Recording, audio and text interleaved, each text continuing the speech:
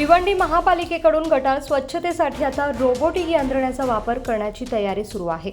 मलनिस्सारण गटारांच्या manhole स्वच्छतेसाठी केरळमधील जेन robot कंपनीचे प्रात्यक्षिक अशोकनगर येथे सादर करण्यात आले।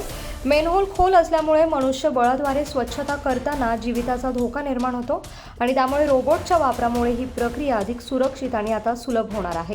ही यंत्रणा सुमारे 1,09,00,000 रुपयांची असून ती खरेदी करण्याबाबत लवकरच निर्णय घेतला जाणार असल्याची माहिती महापौर नारायण चौधरी यांनी दिली आहे।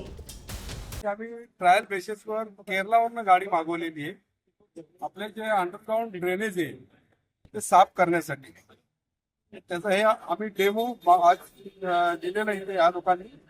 याच्यावर आम्ही चर्चा करू। काय जर आपल्याला गरज असेल तरच ही आम्ही पुढे घेऊ। ते आपण मॅन्युअल करतो आणि त्या ड्रेनेज मध्ये आमचा एखादा कामगार आतमध्ये पडला किंवा त्याच्या जीवाला हानी नाही हो म्हणून हे आमचं टेक्निक चालू आहे। साधारणतः मला वाटतं 1.3 1 करोड 9 लाख आम्हाला डिस्कस करायचंय, चर्चा करायची।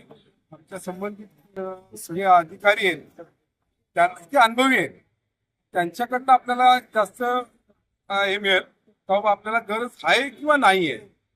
आमच्या संबंधित अधिकाऱ्यांबरोबर आम्ही चर्चा करू तेव्हा निर्णय घेऊ।